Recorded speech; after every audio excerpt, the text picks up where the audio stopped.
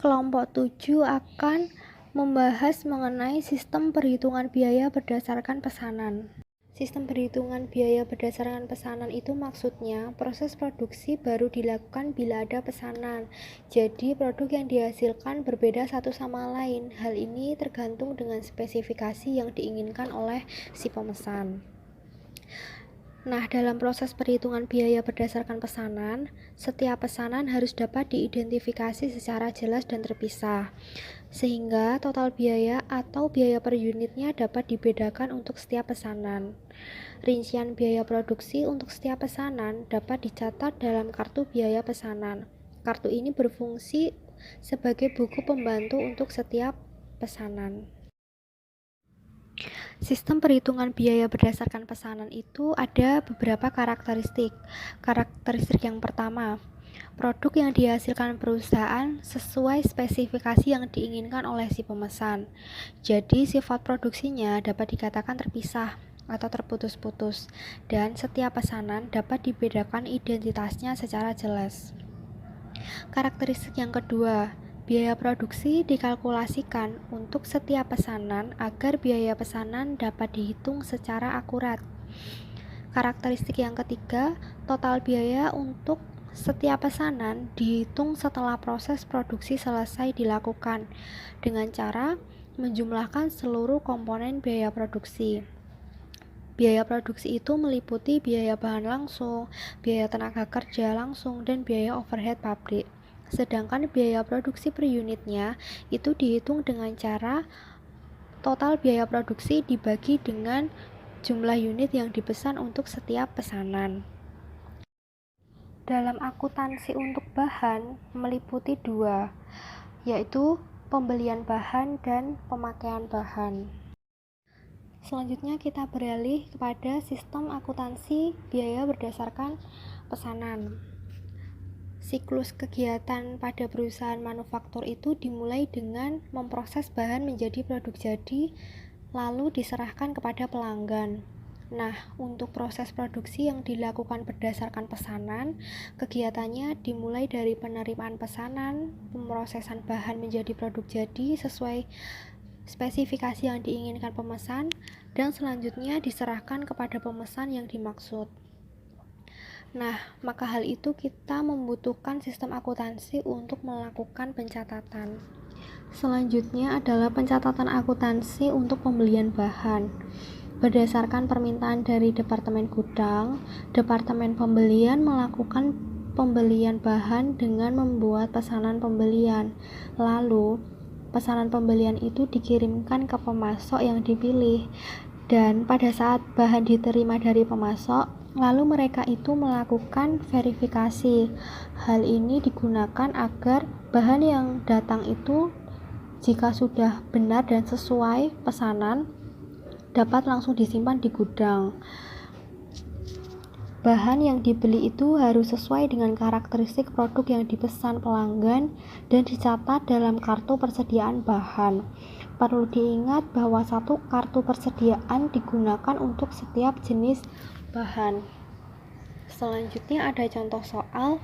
Pada tanggal 21 Desember 2010, perusahaan membeli bahan baku secara kredit seharga Rp64.260.000. Jurnal, di sisi debit kita menuliskan akun persediaan bahan. Karena kita membeli bahan baku, maka persediaan bertambah di sisi debit, dan di sisi kreditnya adalah utang usaha karena kita melakukan pembelian secara kredit sebesar Rp64.260.000. Berikutnya kita melakukan pencatatan akuntansi untuk pemakaian bahan. Bahan itu dikategorikan menjadi dua, bahan langsung dan bahan tidak langsung. Penggunaan bahan langsung dicatat di akun produk dalam proses, sedangkan bahan tidak langsung dicatat sebagai BOP aktual. Berikutnya kita beralih ke contoh soal. Pada tanggal 22 Desember 2010, nilai pemakaian bahan pada suatu perusahaan sebesar Rp55.941.000 dengan rincian untuk bahan langsung sebesar Rp45.940.000 Rp511.000 dan biaya tidak langsung atau biaya penolong sebesar Rp7.430.000. Selanjutnya kita akan melakukan pencatatan jurnal. Di sisi debit kita tuliskan produk dalam proses, biaya bahan langsung sebesar Rp45.511.000. Lalu BOP aktual kita isikan sebesar Rp7.430.000. Dan di sisi kredit kita catat akun persediaan bahan karena kita melakukan pemakaian bahan, jadi persediaan bahan kita berkurang dan otomatis itu berada di sisi kredit sebesar Rp52.941.000. Selanjutnya, saya akan menjelaskan tentang akuntansi untuk tenaga kerja. Prosedur untuk akuntansi tenaga kerja ini meliputi yang pertama adalah penentuan besar upah dan gaji. Dalam menentukan besar upah dan gaji ditentukan oleh dua dokumen sumber, yaitu daftar hadir karyawan atau time clock card dan juga kartu jam kerja job time ticket. Untuk pengendalian biaya tenaga kerja, jumlah jam kerja yang ada pada daftar hadir karyawan harus sama dengan jumlah yang tertera dalam kartu jam kerja. Setelah dirasa sudah cocok antara kedua kartu tersebut, maka bagian gaji dan upah menyusun daftar upah dengan memperhatikan potongan-potongan yang menjadi kewajiban setiap karyawan. Misalnya seperti PPh pasal 21, iuran dana pensiun, dan juga potongan lainnya. Sebagai contoh, di sini terdapat contoh soal. Pada tanggal 28 Desember 2010, perusahaan menghitung upah dan gaji untuk seluruh karyawan. Biaya tenaga kerja di Departemen Produksi untuk mengerjakan suatu pesanan berada di kisaran tarif Rp6.250 per jam kerja. Biaya tenaga kerja di Departemen Non-Produksi selama bulan Januari 2011 sebesar Rp201.585.000. Buatlah ayat jurnal pada Departemen Akuntansi untuk mencatat upah dan gaji seluruh karyawan perusahaan, baik di Departemen Produksi maupun Departemen Non-Produksi. Ayat jurnal untuk pencatatannya adalah tanggal 28 Desember 2010, keterangan biaya upah dan gaji sebesar Rp201.585.000 pada sisi debit. Kemudian utang upah dan gaji sebesar Rp191.505.750 pada sisi kredit, dan juga utang PPh pasal 21 sebesar Rp10.079.250 pada sisi kredit. Keterangannya adalah pencatatan upah dan gaji seluruh karyawan. Prosedur yang kedua adalah distribusi upah dan gaji. Pengiktisaran dan pendistribusian biaya upah dan gaji biasanya dilakukan secara periodik atau bulanan berdasarkan fungsi perusahaannya, yaitu fungsi produksi, fungsi pemasaran, serta fungsi administrasi dan umum. Biaya upah dan gaji di Departemen Produksi dipisahkan menjadi biaya tenaga kerja langsung dan juga biaya tenaga kerja tidak langsung. Biaya tenaga kerja langsung ini dicatat ke dalam akun produk dalam proses, sedangkan biaya tenaga kerja tidak langsung dicatat ke dalam akun biaya overhead pabrik, aktual, dan kartu biaya pesanan. Kemudian, biaya yang terjadi di Departemen Pemasaran dicatat ke dalam akun beban pemasaran, sedangkan yang terjadi di Departemen Administrasi dan Umum akan dicatat ke dalam akun beban administrasi dan umum. Prosedur yang ketiga adalah pembayaran upah dan gaji. Pada perusahaan biasanya melakukan pembayaran upah dan gaji karyawan yang umumnya dilakukan secara periodik, yaitu secara mingguan ataupun bulanan, yang mana pembayarannya dilakukan oleh bagian kasir berdasarkan daftar upah dan gaji atau payroll karyawan. Seperti dalam contoh sebelumnya, pada tanggal 31 Desember 2010, perusahaan membayar upah dan gaji seluruh karyawan sebesar Rp191.506.000. Berikut ayat jurnal yang dibuat Departemen Akuntansi untuk mencatat pembayaran upah dan gaji. Jurnalnya adalah pada tanggal 31 Desember, nama akun utang upah dan gaji sebesar Rp191.506.000 pada sisi debit, kemudian kas sebesar Rp191.506.000 pada sisi kredit, keterangan pembayaran upah dan gaji kepada karyawan. Selain itu, perusahaan ini juga melakukan pemungutan pajak terhadap karyawannya. Pemungutan pajak ini dilakukan pada tanggal 10 Januari 2011. Berikut adalah ayat jurnal yang dibuat Departemen Akuntansi untuk mencatat pembayaran pajak penghasilan karyawan atau PPh pasal 21 sebesar Rp10.079.250 ke kas negara atau bank persepsi. Jurnalnya adalah tanggal 10 Januari 2011, nama akun utang PPh pasal 21 sebesar Rp10.079.000 pada sisi debit dan kas sebesar Rp10.079.000 pada sisi kredit, keterangan pembayaran PPh pasal 21 ke kas negara. Ya, di sini saya akan melanjutkan pengertian dari akuntansi untuk biaya overhead pabrik. Nah, biaya overhead pabrik merupakan biaya yang paling kompleks dan berbeda bila dibandingkan dengan biaya bahan langsung dan biaya tenaga kerja langsung. Oleh karena itu, biaya overhead pabrik diakumulasikan tanpa mengacu pada pesanan tertentu. Dan pada akhir periode, total biaya overhead pabrik dialokasikan ke semua pesanan secara proporsional. Dalam pembahasan mengenai biaya overhead pabrik, ada dua hal penting yang perlu diperhatikan, yaitu pertama, pembebanan biaya overhead pabrik ke dalam setiap pesanan, dan pencatatan biaya overhead pabrik aktual. Nah, yang pertama yaitu pembebanan biaya overhead pabrik. Nah, biaya overhead pabrik di sini merupakan biaya yang sangat beragam dan kompleks sehingga sangat sulit untuk membebankan biaya ke dalam setiap pesanan. Sejumlah biaya overhead baru dapat diketahui setelah aktivitas yang dilakukan selesai dilakukan pada akhir periode dan biaya-biaya yang muncul pada jangka waktu tertentu. Oleh karena itu, pembebanan biaya overhead ke dalam pesanan menggunakan tarif biaya overhead yang ditentukan di muka pada awal periode.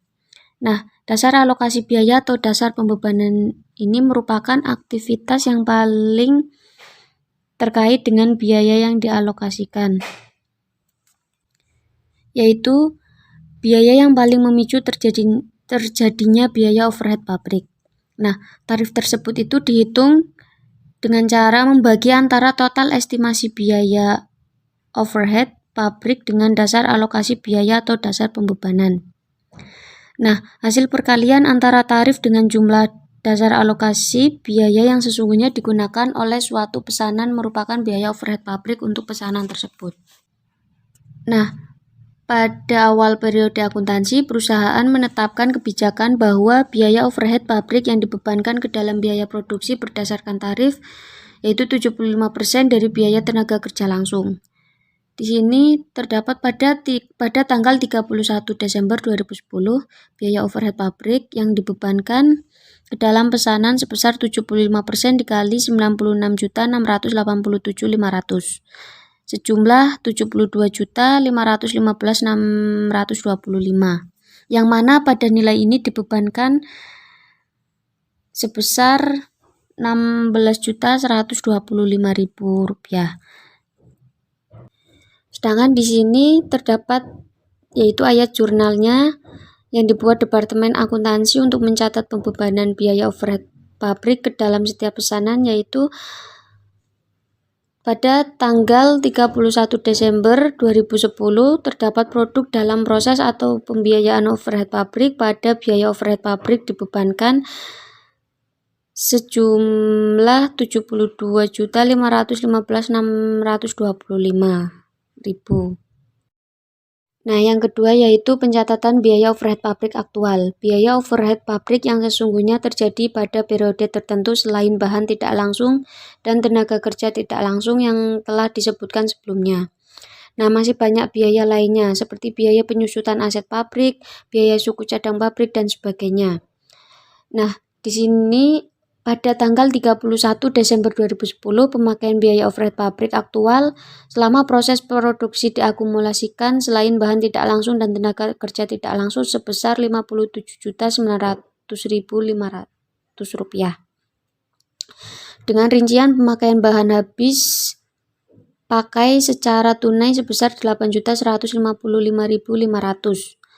Asuransi pabrik yang telah jatuh tempo sebesar Rp14.280.000. Penyusutan aset tetap pabrik sebesar Rp13.225.000. Pemakaian suku cadang pabrik sebesar Rp2.640.000 dan sewa yang telah jatuh tempo sebesar Rp19.600.000. Nah, di sini terdapat ayat jurnal yang dibuat Departemen Akuntansi untuk mencatat terjadinya biaya overhead pabrik sebagai berikut. Nah, pada tanggal 31 Desember 2010, ayat jurnalnya yaitu terdapat biaya overhead pabrik aktual sejumlah Rp59.900.500 terdapat di debit dan terdapat kas jumlah Rp8.155.500 dan asuransi dibiaya di muka Rp14.280.000. Akumulasi penyusutan aset tetap sejumlah Rp13.225.000, persediaan suku cadang sejumlah Rp2.640.000, sewa dibayar di muka sejumlah Rp19.600.000. Nah, yang ketiga yaitu pencatatan selisih biaya overhead pabrik. Pada tanggal 31 Desember 2010, dihitung total biaya overhead pabrik aktual dan biaya overhead pabrik yang dibebankan masing-masing sebesar Rp74.320.500. Nah, dari jumlah total biaya overhead pabrik aktual di sini yaitu dari Rp7.430.000 ditambah Rp8.990.000 ditambah Rp57.900.500 dan sedangkan biaya overhead pabrik yang dibebankan masing-masing sejumlah Rp72.515.625. Nah, selisih antara biaya overhead pabrik aktual dan biaya overhead pabrik yang dibebankan sebesar Rp1.804.875. Nah, yang dicatat dalam akun selisih biaya overhead pabrik. Selisih BOP tersebut adalah selisih yang kurang dibebankan karena BOP aktual lebih besar dari BOP yang dibebankan. Selanjutnya, selisih BOP tersebut ditutup ke akun beban pokok penjualan. Nah, di sini terdapat ayat jurnal yang dibuat Departemen Akuntansi untuk mencatat selisih biaya overhead pabrik tersebut, yaitu sebagai berikut. Pada tanggal 31 Desember 2010, terdapat biaya overhead pabrik dan yang dibebankan pada selisih BOP, biaya overhead pabrik aktual. Nah, pada tanggal 31 Desember 2010, terdapat juga beban pokok penjualan dan selisih BOP sejumlah Rp1.404.875. Akuntansi untuk produk jadi dan produk dalam proses akhir. Apabila proses produksi telah selesai dilakukan, produk jadi itu ditransfer dari departemen produksi ke gudang produk jadi. Untuk selanjutnya dihitung besarnya biaya produk jadi untuk masing-masing pesanan.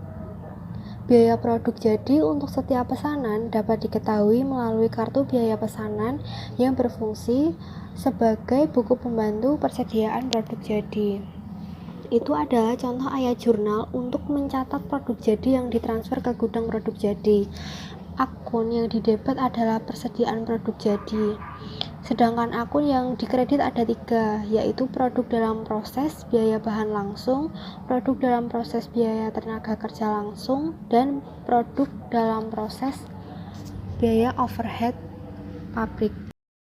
Apabila pada akhir periode ada pesanan yang belum selesai pengerjaannya, maka biaya produk dalam proses yang tertera di kartu biaya pesanan itu berfungsi sebagai buku pembantu persediaan produk dalam proses.